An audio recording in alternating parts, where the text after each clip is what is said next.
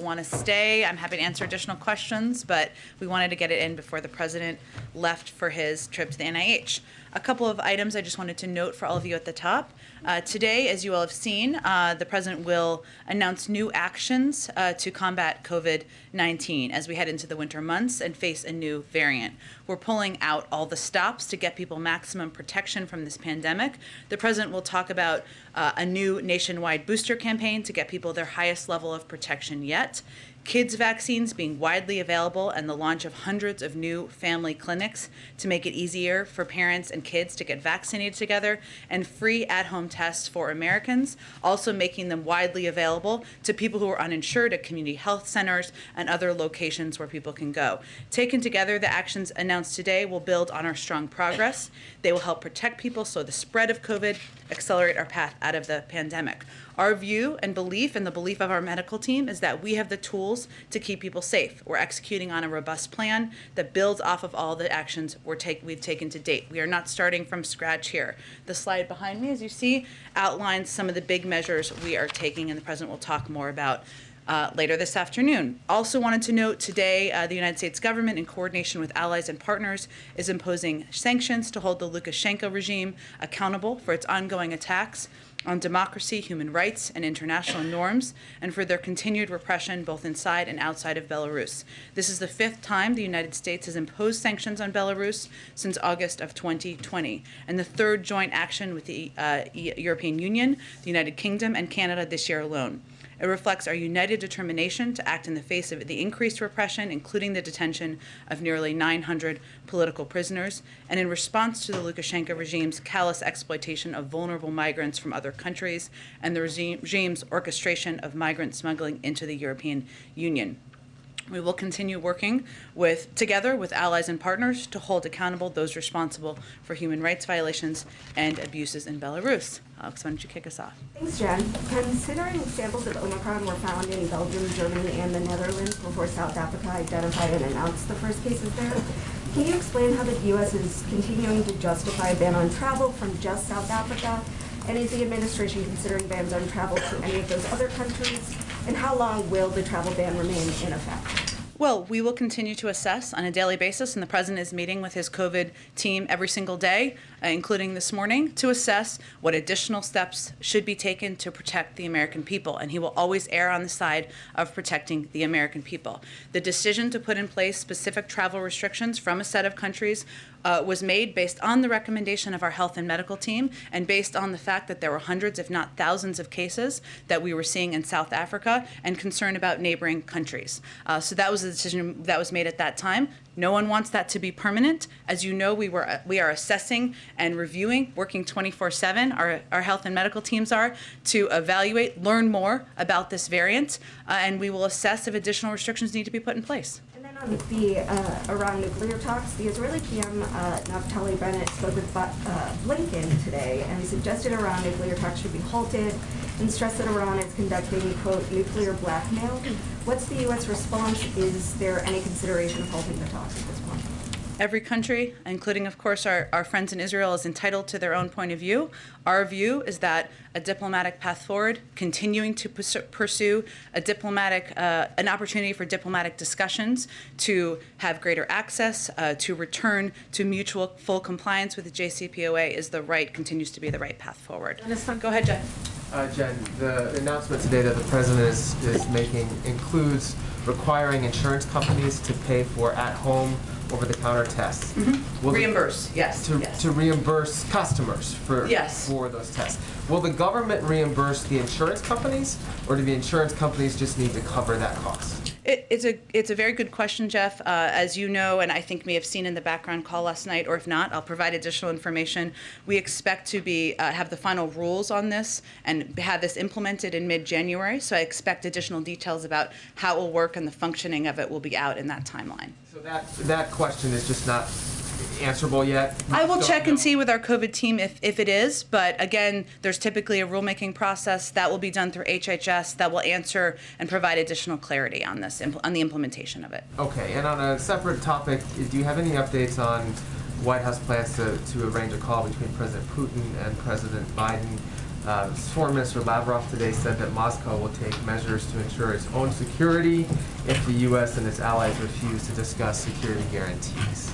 Well, we're hardly refusing to have discussions with the Russians, considering our Secretary of State and the Foreign Minister of Russia had a discussion today, and we've had ongoing discussions at a high level with the Russians. The President continues to believe in the benefit of diplomacy at a high level, at a leader level, as you've seen over the course of the past 10 to 11 months. But I don't have anything to preview or announce as it relates to a call or engagement between President Biden and President Putin. Go ahead. Hey, Jen. So just following up on this Minnesota news, given the fact that this individual began experiencing symptoms on November 22nd, tested positive on November 24th, that would suggest that there's been community spread of this variant for at least the last 10 days within the United States. Is that the White House's assessment, and to what extent does that change your understanding and your approach to combating this new variant? Well, I think we need to be very careful from the government and of course from the media as well about how we assess and attribute community spread or what has happened here. There was information put out by the Minnesota Public Health Department. I would just reiterate a couple of the components of that. Many of you may have seen it, but in case you haven't, there's an individual, an adult male, a resident of Hennepin County. He had been vaccinated. The person developed mild symptoms, as you noted, on November 22nd and sought COVID-19 testing on November 24th. The person's symptoms have resolved. The person spoke with the Minnesota Public Health Department investigators and reported traveling to New York City and attending the Anime New York City 2021 convention at the Javits Center from the 19th through the 21st. Any contact tracing, which is imperative and important, would be done through the CDC and public health officials as well. But I would also note that the Minnesota Public Health Department will do a press conference at noon, and we would expect they'd have additional information. Important question about contact tracing and what we anticipate. I just want to really rely on the public health officials to speak to that. And are you aware of any other cases of the Omicron variant in the United States at the moment, other than the Minnesota case and the California case? We have been very transparent. Hopefully you would all agree about providing that information as it becomes available. It typically comes through public health departments. They often provide it themselves first, but we are in close touch every single day with state and local public health authorities. So not that I'm aware of, obviously, it, again, typically rises through public health officials. I would note, as this Dr. Fauci has said over the course of the last week, every single day, even the restrictions we put in place was not going to prevent this variant from coming here. It would just slow. That was the objective. So we do anticipate there will be more cases, and we know that will be the case, and that's why we're focused on doing everything we can to fight the virus and the variant. Just big picture here. President Biden has repeatedly promised to shut down this virus. He has talked about wanting to end the pandemic. Is that still possible? Does he still believe that that is possible, or are we starting to shift now, especially with the rise of this variant, to perhaps accepting that we need to live with COVID for years to come? Well, first I would say there's a lot we don't know about the variant yet, and that is challenging and frustrating. I understand for Americans, for all of you, and we want to give the space and time for the public health officials who are working 24/7 to assess and provide guidance on it. There are a range of options, as Dr. Fauci has spoken to and our medical experts have spoken to. It could be less deadly. It could be more. We don't know. So I just want to say that that is the next step in this process. The president, and you'll hear him speak to this today, continues to believe that if we build on the bold steps that we've taken to date, if we continue to make the vaccines more accessible, to increase testing, increase masking, we can return to a version of normal in this country. That's what everybody wants and everybody would like to see. Go ahead. Back on the question about these reimbursements for rapid testing, as anyone who's tried this knows, it can be kind of a cumbersome process. So why not just try and subsidize the price of these tests, as some of the other countries have done? Well, first I would say that we're approaching it a little differently from some other countries. I know this isn't exactly what you asked, but we see the FDA process of reviewing and evaluating the efficacy and effectiveness of tests as the gold standard. That is a high bar in our view, and that's important to abide by that. Our medical team looked at a range of options. We want to make testing more available and more accessible to people across the country. There are 4 times more tests available now than there were in the summer. We will continue to build on that. So this is a step that was, our team agreed was implementable and possible to do now, and we will continue to build on it. On the issue of government funding, yesterday you said you were confident that we won't see a shutdown. You know, we know the House is acting today, but a small group of Senate Republicans are still objecting. Do you still have that same level of confidence today that we won't see a shutdown tomorrow? Well, the good news that I think you all saw today, and we just put out a SAP, or a Statement of Administration Policy, you know how we feel about acronyms around here, supporting the swift passage of H.R. 6119, which was basically a deal struck this morning. We still feel that there's time for lawmakers to set aside reckless and irresponsible political games and enact the short-term continuing resolution that would fund the government through early next year and allow for time for a full year budget agreement, which is obviously our overarching objective. So there is still time to do that. And of course, it's up to Congress to do that, but we are confident they will take steps to keep the government open. There is still time, but not a lot of time. So have you started to take steps to prepare for a possible shutdown, even if it is, you know, just one that lasts through the weekend? Sure. So there are steps that are taken by the OMB, our budget team, that are standard. And they're not steps taken out of an assessment or evaluation of what's possible or the legislative possibilities. They typically start engaging with agencies about a week in advance of any scheduled timeline for government funding. They did that as of last Friday. They had another scheduled time to engage with agencies today. So that is standard operating procedure, and that's underway. But again, our objective is, of course, to prevent the government shutdown. We are, and of course, that's up to Congress to get done. One quick immigration question. The administration announced today that the U.S. and Mexico have reached a deal to restart the Remain in Mexico program that was started under President Trump. This is something that your administration is fighting in court. The president, you know, has railed against this policy. He's called it dangerous, inhumane, saying it goes against everything we stand for as a nation. Just wondering if you can reflect on how he feels about having now to see this move forward now. Well, as you noted, Mary, Secretary Mayorkas also and the president have repeatedly said that this program has endemic flaws. It has imposed unjustifiable human costs, pulled resources and personnel away from other priority efforts, and failed to address the root causes of irregular migration. Deeply flawed.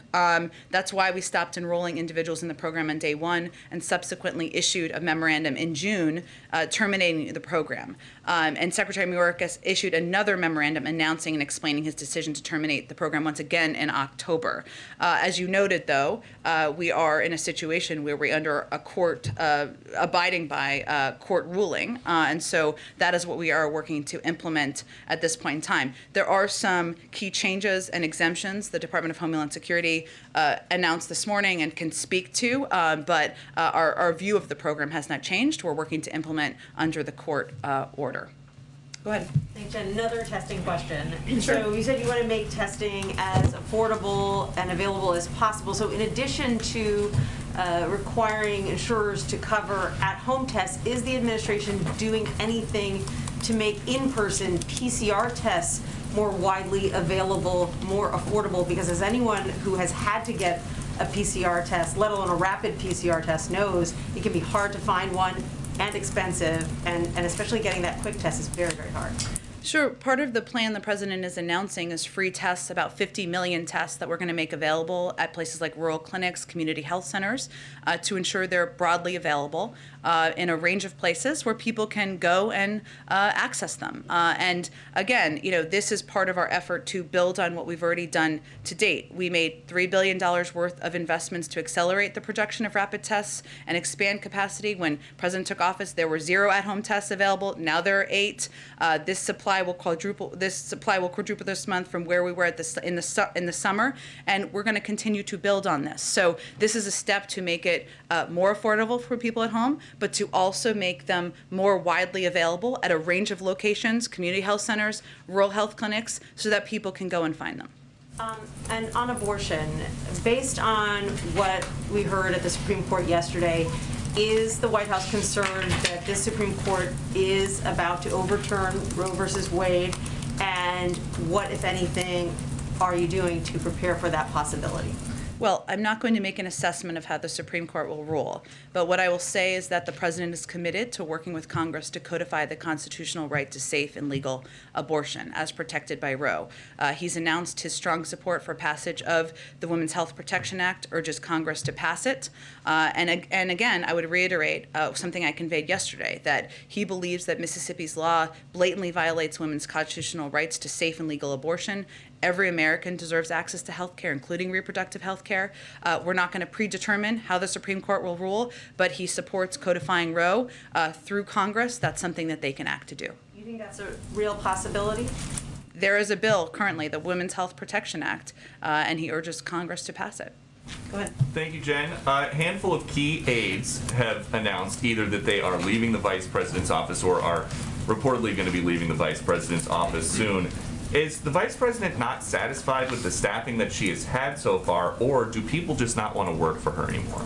Well, Peter, I would say that working on a presidential campaign, I may be covering one too, I would say, to be fair, and working in the first year of a White House is exciting and rewarding, but it's also grueling and exhausting. It's all of those things at once. And many of the team members you're referencing, and I would just note there has been an announcement about Simone Sanders departing, but there hasn't been official announcements about others. So I would leave it to them and the vice president's team to make any additional announcements. But in my experience, and if you look at past precedent, it's natural for staffers who have thrown their heart and soul into a job to be ready to move on to a new challenge after a few years. And that is applicable to many of these individuals. It's also an opportunity, as it is in any White House, to bring in new faces, new voices, and new perspectives. And I expect you'll hear more from the Vice President's office on that in due time. So this is not a case of bad headlines about the vice president and a decision being made to shake up the staff to fix an image issue. You know, Peter, I think I spoke to it, and I would note that, and I'll just speak to Simone since I knew her before, and she's been officially announced, and I knew her even before she joined the Biden campaign, sitting on many panels with her on CNN sets. And knowing someone like her, she joined the campaign early on, as many of you know. She's been a part of this for 2.5 or 3 years. She's somebody, and anybody who's spent time with her knows that she is whip smart, and she has charisma coming out of her eyeballs, and she's going to do plenty of interesting things in the world in the future. She'll always be a part of this Biden-Harris family, and it's only natural after a couple of years to be ready for something new. And that's what happens in my experience in the past in White Houses often. Does the vice president think that staff are to blame for her not making any kind of meaningful progress on the big things in her portfolio, like passing voting rights or addressing the root causes of migration? I know the vice president is grateful to all of the staff who have served her. She also understands the excitement and the grueling nature of working on a campaign and working in a White House. And again, as I noted earlier, it's also an opportunity to bring in new faces and perspectives, which is overall a very positive thing. Okay, and then big cities are dealing with smash and grab robberies. A record number of police officers have been shot and killed this year. What is President Biden going to do about all this lawlessness?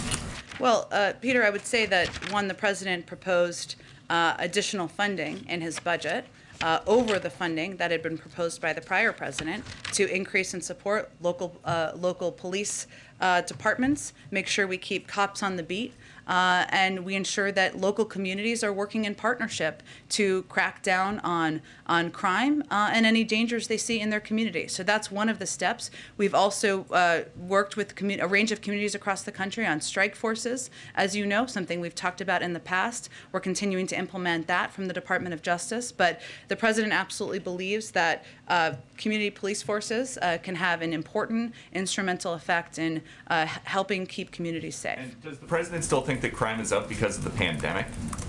I think many people have conveyed that, and also one of the reasons that one of the root causes of crime in communities is guns and gun violence, and we've seen that statistically around the country. Right, to your point, so when a huge group of criminals organizes themselves and they want to go loot a store, a CVS, a Nordstrom, a Home Depot, until the shelves are clean, you think that's because of the pandemic?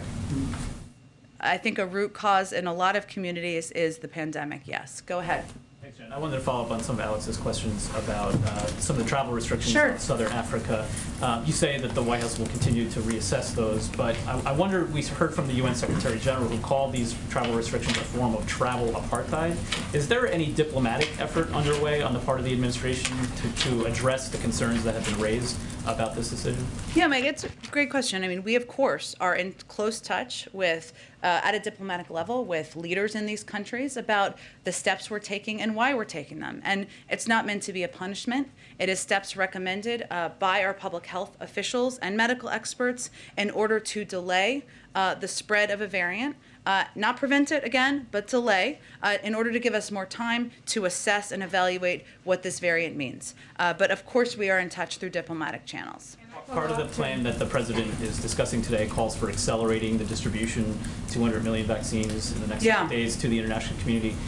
The president, though, indicated the other day that, at least as it relates to South Africa, the problem was not the supply of vaccine, but the implementation, the wariness among some of the citizens. Can you discuss a little bit more about what is going into the decision about where to send these vaccines and how? Yeah, another important issue that probably we don't talk about enough, because it's not just vaccine supply. It's know-how. It's the ability to get shots in arms. It's the ability for to have staffing. It's vaccine hesitance, which we've experienced in this country. We have a lot of lessons learned, and we're also working through programs through USAID, through the State Department and others, to ensure we are augmenting support in those areas as well. So we are prepared to provide additional vaccine doses to South Africa when they're prepared to receive them, and that is an open communication. We're having an open discussion about that as well. And then lastly, this is a version of a question we ask you often, but given the fact that the president had his doctor's appointment. given the More Fed nominees coming. What else you got? Given the fact, though, that the president was just in Minnesota, obviously the latest case of Omicron was from there. I'm wondering, you had announced as part of the travel that this was a ramp up of a national travel campaign on the part of the president and the administration. Yeah. Are there any determinations being made about the president, where he travels, how often he travels, given concerns about this? We saw him as well, a long rope line when he was there after the event. Is that the kind of thing he might be discouraged from doing until we know more about just how transmissible this is? That has not been advice given by our health and medical experts at this point in time. Obviously, we abide by CDC guidelines, but I would expect, and our plans are moving full speed ahead at this point, to have the president travel around the country, sell his infrastructure plan, make clear to the American people what he's doing to lower their costs. So you'll see him out on the trail, I would expect, next week. Go ahead. Jen, can I Thanks, follow Jen. up on this question, please? Oh, go ahead. Given what you said about the first year of the White House being so grueling, are you expecting or preparing for turnover here at the White House among senior ranks? I think I noted that because I've worked here before. And in my experience, especially in the first year or first 2 years, if you think about it, it's not just being in a White House for a year. A lot of people have also did the campaign prior to this. And that means 2 years, 3 years. I'm looking at some of the people who covered the campaign. So again, I'm sympathetic to you all as well. I don't have anything to anticipate or preview for you, just to note that in my experience, is a normal course of events that people are ready to do something new. They're ready to spend time with their families. They're ready to sleep more, and that is to be expected in the first year, 18 months, 2 years of any White House. On another topic, there's language in the Senate's NDAA amendment package that would create a nonpartisan commission looking into the war in Afghanistan. Does the president support a commission like this? I know I had seen that, and I had meant to ask our team about this. Let me get you something right after the briefing on it. I know that we have spoken in the past about our openness to looking into the last 20-year war, mistakes made, what can be learned from that. But let me get you something more official from our team. Go ahead. Thank you so much, Jen. On the new requirements for all travelers getting tested 24 hours before arrival in the U.S., who's going to be responsible for covering the costs for tests for Americans? Will that be individuals or insurance companies? For Americans who are coming back into the United States? Correct. Let me check. It's a good question, and I just want to make sure I give you accurate information. And another on the testing requirements. In many countries, it's still very difficult to get COVID tests, particularly ones with less than 24-hour turnaround in a timely manner. So what considerations are being made on this given the new requirements? Well, as we're implementing any of these policies, we obviously take into consideration, as you know, in our prior announcement about requirement of vaccination, in countries where that wasn't available. I will check and see if there's any exemptions or anything that is going to be applicable in the same regard. Can I ask you one on student debt as well? Is the administration at all considering continuing to defer student loan payments past January, or to at least keep interest rates at 0% in order to provide relief for Americans who are still hurting? And if not, I don't have anything to preview about a decision on that front. I'm not sure one's been made yet. Go ahead. What's the administration's response to OPEC Plus saying they're going to go ahead with their planned output increase? And in light of that and the dropping oil prices, is the administration reconsidering its SPR plans? On the second part, we have no plans to reconsider. On the first part, we appreciate the close coordination over the recent weeks with our partners, Saudi Arabia, the UAE and other OPEC Plus producers to help address price pressures. We welcome the decision today to continue the 400,000 barrels per day increase. Together with our recent coordinated release from the SPR, we believe this should help facilitate the global economic recovery. And the president is committed to doing everything in his power and work with other countries to bring down costs for the American people and continue our strong economic recovery. As you know, this is an issue not just happening in the United States, but around the world. And hence openness to close coordination on it. Just to follow up on one of the questions that Mike asked. Sure. Right when the infrastructure bill passed, you said that one of the things the president would be doing is local TV interviews. Yeah. I think he's only done one so far. I know that the First Lady did one, I think, more about Christmas yesterday. So yeah. Is there a plan for him to do that in a real way in the next couple of weeks? I would very much like that to happen. We are always competing with time on the schedule. I'm going to be honest. His schedule has been quite packed, but he would like to do it. We're working to get it on the schedule. So I don't have anything to predict or preview for you at this point in time, but hopefully we will be able to add some local interviews in the next couple of weeks. Go ahead.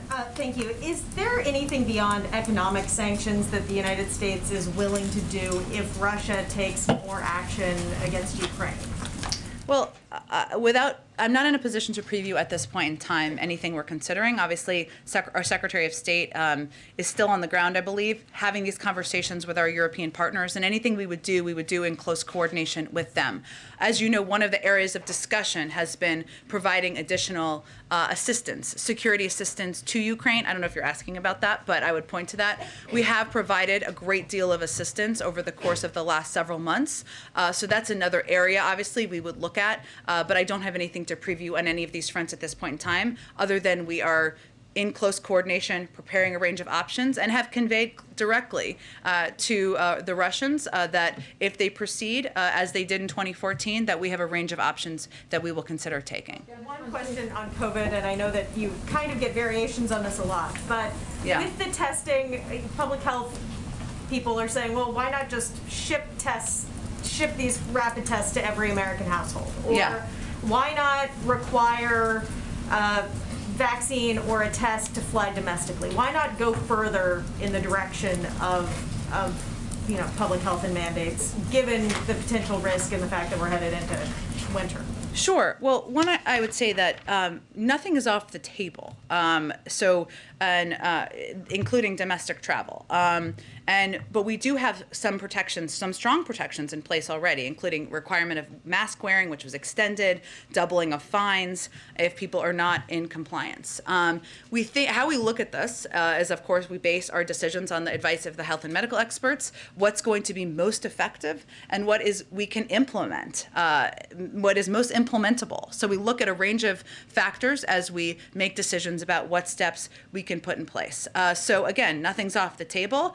But the announcement we made today is building on steps we've taken to date, significant steps we've taken to date to continue to protect more people, put in place additional precautions that will save more lives. Can you just tease out what most implementable means? Are you worried about legal challenges? Are you worried about, political blowback? Well, I think we've taken a number of steps that are not intended to be controversial or divisive, but still may be perceived that way. But our most important factor is what is going to be most effective, and that's what we really base our decisions on. But as you've seen over the past several months, we build on our steps, right? We've continued to add and make vaccines and boosters more available and accessible. Today's a good example of that. We continue to put in place additional travel restrictions, as we are announcing today as well. So we will continue to evaluate and assess on a daily basis. If there are additional steps our health and medical team is recommending, we will consider those as well. Go ahead. Thanks. On the Supreme Court yesterday, again showed how much the balance has shifted toward conservatives, particularly those justices appointed by Donald Trump. Has any of this changed the president's thinking on embracing any of the proposals to restructure, or expand the Supreme Court term limits, anything on that he might be rethinking given the nature of the court? Sure. Well, as I think you know, there's a court reform commission that has been working on and putting together a report, something that he will be receiving and will take a look at and review. And that court commission looked at a range of questions. Court expansion is one of them. Term limits is another one. How cases are taken up and considered. This court commission has a range of viewpoints that is included, so he will take a look and assess that. I don't expect he will have anything to say in advance of that before he reviews it. Is the plan that he will read that and then sort of make some sort of determination? What is kind of any deliverables from the president in response? There's been some criticism that the commission really lacks much authority, and from progressives say it's toothless. Is there anything that the president is expected to do upon receiving that report? I don't want to get ahead of the president. I know he looks forward to reviewing it. And I think if you look at the history of the Supreme Court, it was important to the president to have a range of viewpoints that he could look at and assess, and look at the historic nature of a lot of these issues. As the former chairman of the Judiciary Committee, he takes the role of the court, the role of institutions quite seriously. But I'm not going to get ahead of him reviewing it. We'll see what he thinks. Just to clarify, because I know there's been a few different questions on this. On the free COVID testing, is the expectation that Americans will have to file the claim themselves with their insurance companies to get it back? Okay. Yeah, go ahead. The president said yesterday that he's optimistic that the new variant won't affect supply chains and sort of push things backward from the progress that has been made in recent weeks. Mm-hmm. But are you similarly optimistic as an administration about the overall economy in the face of the new variant, and in particular the effect that new government restrictions here and around the world might have on economic activity? It's a great question, and I've talked to our economic team about this as well. And the fact is, this variant we've been aware of it for about a week now, right? And so our economic team will continue to assess, and we will provide updates if needed, if there are areas of concern. Now, what we don't know right now is a lot about the variant, where there's still a lot we need to learn, including how deadly the variant may be, the effectiveness of our vaccines. Those will all be factors as our team looks at the impact. I think what the president was speaking to is his view that there's a lot of progress we've made on the supply chain bottlenecks. We've unfrozen a lot of those issues, and a lot of the suppliers out there and retailers are pretty confident about their ability to get stock the shelves and make sure that people can go to stores and get what they need. So that's an encouraging sign. We've done a lot to prepare for this moment, but we will continue to assess. And at this point in time, I don't have any new economic projections from our team on it. Just as a quick follow-up on it, are you all concerned at all that people afraid of catching the virus because of the variant will be less likely to return to work, and that might delay some of what your administration had hoped would be more of a surge back into the job market in January? Again, really good question. I think right now, what our focus is on is encouraging companies and encouraging organizations out there and large entities to take steps to protect their workforce. And that includes, and that's why it's so important for us to continue to advocate for getting people vaccinated, getting people boosted, making sure people are abiding by mask guidance. We know these steps work and they can protect people, and our medical doctors think that they are still going to provide additional protection from this variant. We'll know more in a couple of weeks, which is good, but we've been very focused on that so that employers and companies can also ensure and convey to their workforce that they will be safe and they're abiding by these recommendations. Go ahead. Thanks, Jen. Much of the public booster campaign that you all just announced is targeted specifically at getting seniors access to the booster, but just given the early confusion around boosters in the broader public, is there any more campaign that you can think of to target, say, young people, for instance? Our campaign is actually focused at getting everybody who's eligible boosted, which is anybody over 18 at this point in time. And that's one of the reasons that we have one of the announcements or one of the steps the president's going to talk about today is these mobile clinics, or the opportunity for generations of a family to bring their kids, bring their grandparents, and all get vaccinated and boosted at the same time. So our objective is to get every eligible adult boosted, get every eligible adult vaccinated, and we're continuing to build on steps we've taken to increase access, and that's a big part of the president's speech and announcement today. That only about 59% of the public are vaccinated, though, and the U.S. is falling behind some of our peer countries in this regard. Are you all considering any strategies maybe from adopting from abroad, or considering what public messaging has been successful or not in shifting strategy on this thing? Well, more than 82% of the public has received at least one dose. So that's a good step forward. Obviously, we're going to continue to build on that. But the United States has one of the most effective efforts in the world to get people vaccinated, and we'll continue to build on where we've seen success. Go ahead, Karen. Two questions on boosters, and one's a follow-up to what he was just asking. We've heard the White House say there's 100 million Americans who are eligible for boosters who haven't gotten that shot, and only 44% right now of eligible seniors have gotten their booster. Why does the White House think that the pace of boosters is sluggish at this point? Like, what's not being done to convince Americans who got their shots to get this extra shot? Why is it slower? Well, it's hard to get into the minds of every American and why they are or aren't getting boosted. So that's a hard question for me to answer effectively from here. What we do know, obviously we don't want to be, we would prefer not to be in a situation where we are dealing with an unknown variant. I think everybody can understand that. But the fact that there are unknowns, and we are out there encouraging people to get boosted at the time where we're still learning more about a variant. We've seen numbers go up. We hope that more people will take this seriously and get boosted. I can't assess, though, why people psychologically are or are not getting boosted. And the plan that the president's going to talk about today calls for expanding capacity at pharmacies for boosters. What exactly would that look like? Is that a focus on supply? What are pharmacies, what do they need to do to speed things up or get more robust efforts going there? Yeah, it's about making sure we're reaching more pharmacies, that we are making sure they have the supply needed to ensure that boosters are available in pharmacies across the country and in communities that are harder to reach. So it's just expanding access, it's expanding supply, getting to more communities, and building on the steps we've already taken to date.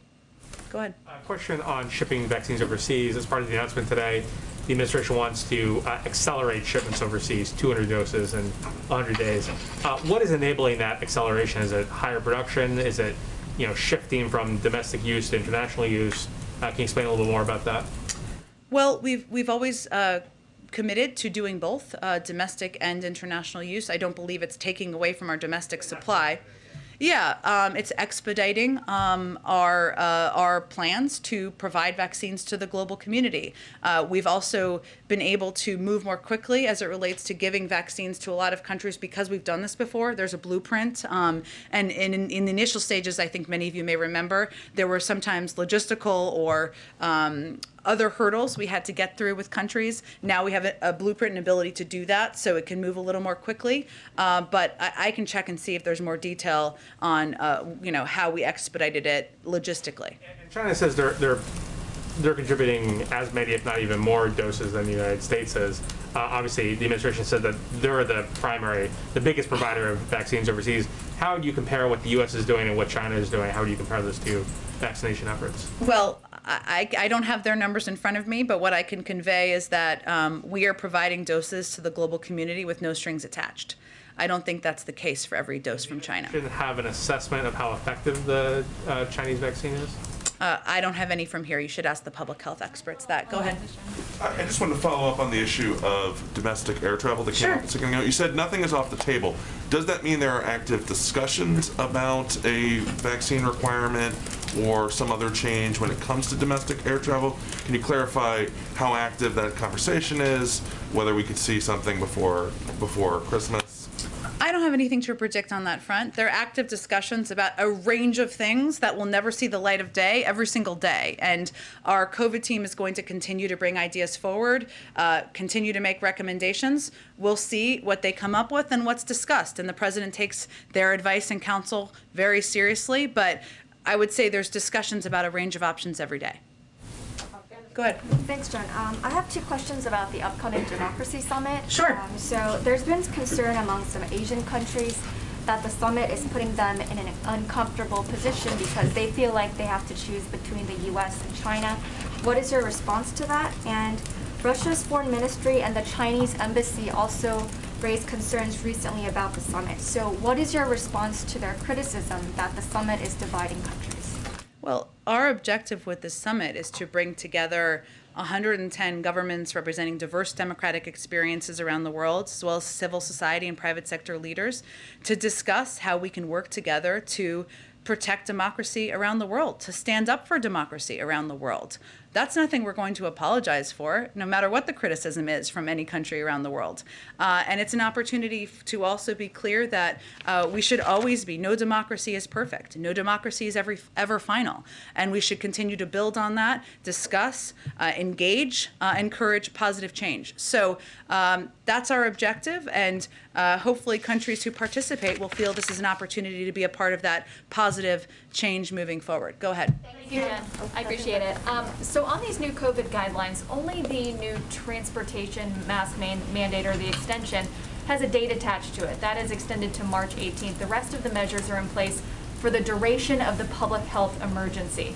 How long does the administration anticipate the public health emergency portion of this will last? Well, I can't give an end date on that because we're still in the middle of fighting the pandemic. I will note that there are a couple of pieces that we have dates on in terms of when they will start. I'm not suggesting that was your question, but that is the determination that will be made by the CDC, by our public health experts, not a political determination. So we will wait for their guidance on that. The 212F restrictions, though, were in place for 20 months, nearly 2 years. Is it your anticipation that we could see some of these measures in place for that long, or is it more a matter of weeks in this case? I can't give you an assessment of that because we're going to base it on the public health guidelines, what steps we need to take to protect the American people. Go ahead. Funding. Can I just ask on the funding really quickly? Most of these programs, if they require funding, are being funded by previous congressional packages and anything that's left over. Is there anything left over from the CARES Act and the American Rescue Plan, or does the administration need to go back to Congress to ask for more money if it were to, say, reimburse insurance companies for some of these tests? Well, there's also funding that was in the American Rescue Plan. There's funding that's been proposed in Build Back Better. I'm not aware of additional funding being requested beyond that at this point. Go ahead. Okay, thank you. Just follow up on international travel restrictions. Sure. Just to get an idea of what the general direction here is. You said the administration is going to assess day to day. And for example, today we learned that Norway is suspecting a large cluster of cases linked to the new variant. So what's the idea? Is it to multiply restrictions, or is it to lift those already in place because the variant has spread already and nothing can be done to delay the spread? Well, we're going to assess both, and it will be assessed by the CDC, by our health and medical experts, and we'll rely on their guidance. So I wouldn't expect the lifting of restrictions before we know more about the variant. We will continue to evaluate if additional restrictions need to be put in place. None of these are meant to be permanent. None of them are meant to be a punishment. They're all put in place to protect the American people, to hopefully save more lives. Go ahead in the back. Go ahead in the back. I wanted to ask about the second Omicron case from today. Sure. The CDC is saying that it was the individual who tested positive was at a convention in New York. Is there concern at all about super spreader events like that, where this individual was there, or with what happened in California? So the CDC is the best entity to speak to contact tracing, which they will do extensive contact contact tracing on. And I would also point to the fact that the Minnesota Public Health Department also has a press conference coming up at noon. So I will let them speak to how they're approaching that. Jen, on the travel restriction. If I could also ask you about the at-home COVID test. Sure. The test, when can Americans expect to be able to use their private insurance to cover this? I know that there's going to have to be a rulemaking process out of HHS and Treasury, might be one more agency, labor in there. When can Americans expect to be able to actually use this coverage? The rulemaking, we expect to get clear guidance by mid-January. So that's really the next step. Beyond that, I can't predict at this point. But we are going to get free tests in places at like rural health clinics and community health centers. That's something we're going to start to do this month. Go ahead. Travel restriction, you keep pushing this narrative. Go ahead. Okay, let her finish. Let her finish. Let her finish. Let her finish. Let her finish. Sir, she was asking a question. Go ahead. Go ahead. We will expect to learn more about that process in mid-January. They'll give an update by then. Go ahead. Two questions on the winter COVID plan. One question, one clarification. So the administration in that plan is releasing a safe school checklist, and it says to give schools a clear game plan on how to get as many staff and students vaccinated as possible. So is the president pushing for vaccine mandates for kids, or would they support, or would he support a vaccine mandate for school boards to impose that? Well, I think we gave more description of this, but let me give you an example. And as somebody who has kids in elementary school, other people may relate to this. Most elementary schools, or a lot of them out there, if there's somebody who tests positive for COVID, that often means that people with close contact also have to quarantine for a set number of days. That's the process in a lot of different schools. These decisions are made school district to school district. One of the pieces you'll hear him talk about that has been implemented in other places is looking into this question of whether there can be additional testing that can be administered in schools so that you can keep kids in school. The objective is to keep kids in school. So that's kind of the most vibrant example I would give you of what we're really talking about here. And the clarification, so the winter plan, the administration is pushing pharmacies, or is the administration pushing pharmacies to make more robocalls and robo-text to people? It says millions in this. Yeah. Because I can't get CVS to stop calling me. Well, look, I think what our objective is here is to make sure people know where they can get a vaccine and get a booster. And a lot of people are still confused about that. And access, we know, is a huge barrier. So I'm sorry about all the calls. That means CVS is just, I guess, doing a very effective job, but that's what our objective is. I have to wrap this up in a minute, but Patsy, go ahead. Patsy, go ahead. Go ahead. So just following up Chris's question. Let Patsy, I just answered it. South Africa had thousands of cases. Simon, I answered a question on this. Let Patsy. Simon, I answered a question on this. Let's let Patsy ask a question. It's not effective to scream over your colleagues in here. Let's let Patsy ask a question. On sending vaccine doses abroad. Can you specifically talk about the plan to send directly to humanitarian settings and conflict zones? Do you have any idea as to who you'll be working with? Can you say the beginning part of your question again, Patsy? Sorry. Well, part of the administration's plan is to send out 200 million doses in the next 100 days, including humanitarian settings and conflict zones. Yeah. Can you talk specifically about that, please? Yeah, Patsy, and I'll get you more details on this, but what we typically do is we work through trusted global health partners like the United Nations, other NGOs that are trusted who can get humanitarian assistance and aid, including vaccine doses, into communities. So that's typically how we would approach it. Just another follow-up on a question that my colleague asked, and you said you'll give more specifics on the Democracy Summit. Yeah. Which is, what are the criteria in determining who gets invited? Why are you, for example, leaving out Sri Lanka and Bangladesh and inviting Pakistan? Why are you inviting Kosovo and Serbia but not Bosnia? Well, our objective here was to invite a range of countries, a range of civil society leaders and other private sector leaders to have a discussion about democracy. It does not mean that that everyone we're inviting we're giving a stamp of approval on.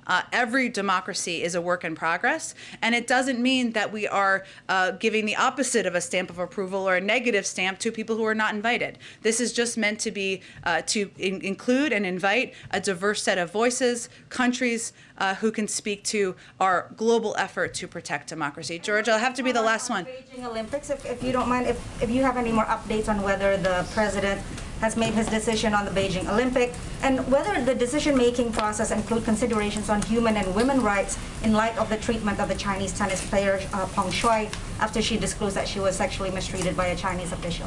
I don't have an update today. I will say, broadly speaking, as I've conveyed before, that of course any decision takes into account a range of issues, including human rights, our concerns about them, issues we have been quite outspoken on. George, let's do George and Amish, and then we got to wrap it up. Go ahead, George. I wanted to see if you could clarify the situation on the continued steel tariffs on the UK.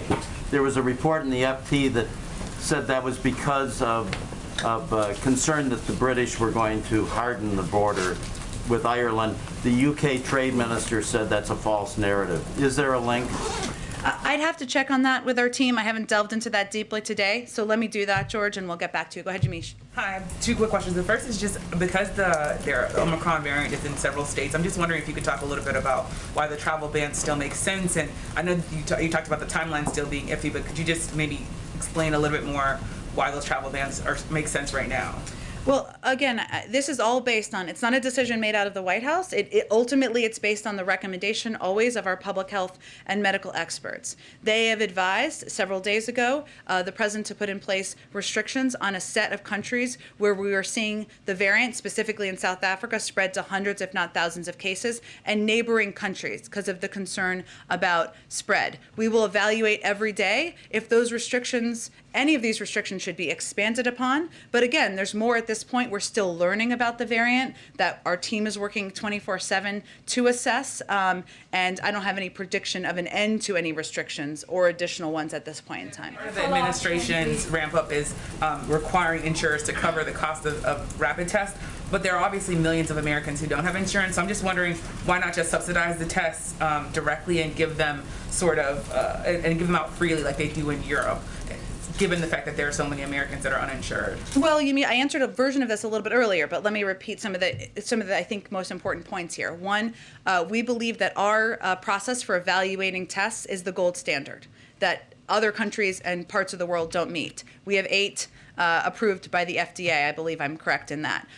We also assess a range of options for making tests available. So in addition to people being able to be reimbursed, we're providing 50 million tests to community health centers, rural clinics, something we're going to do this month to make them available to people who are uninsured and people who need access to these tests. So that is a step we're taking in addition to the ability of people to get reimbursement from their insurers.